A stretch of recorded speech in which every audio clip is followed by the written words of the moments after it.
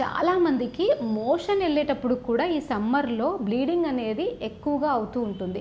వేడి పెరిగిపోవడం వల్ల అండ్ చాలామంది సమ్మర్లో కూడా ఈ chicken, egg and mutton, fish ఇట్లా స్పైసీ ఫుడ్స్ని ఎక్కువగా తినడం వల్ల, నాన్ వెజ్ని ఎక్కువగా తీసుకోవడం వల్ల మోషన్ హార్డ్ అవ్వడమే కాకుండా ఆ స్పైసెస్ అండ్ ఆ నాన్ వెజ్ వల్ల లోపల హీట్ అనేది పెరిగిపోయి లోపల ఉన్న హెమరాయిడ్స్ అనేవి డైలేట్ అయ్యి అప్పుడప్పుడు రప్చర్ అవ్వడము అండ్ బ్లీడింగ్ ఎక్కువగా అవ్వడము, మోషన్ వెళ్ళేటప్పుడు ఇబ్బంది పడుతూ ఉండడం, మోషన్లో మంట రావడము, రక్తం రావడము, ఇది చాలా తరచుగా సమ్మర్లో అందరినీ కూడా వేధిస్తూ ఉంటుంది.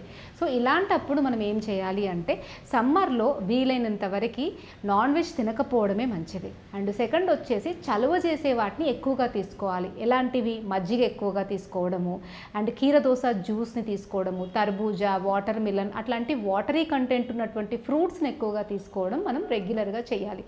ఫ్రూట్ జ్యూసెస్లో ఆరెంజ్ జ్యూస్ని రెగ్యులర్గా రోజు ఈవినింగ్ కొంచెం పిప్పలి పౌడర్ యాడ్ చేసుకొని తీసుకున్నట్టయితే మీకు ఈవినింగ్ వరకు ఈ సమ్మర్ వేడి వల్ల ఉన్నటువంటి ఒక రకమైనటువంటి నిస్సత్వ అంటారు, అది తగ్గి వెంటనే ఎనర్జీగా ఫీల్ అవుతారు.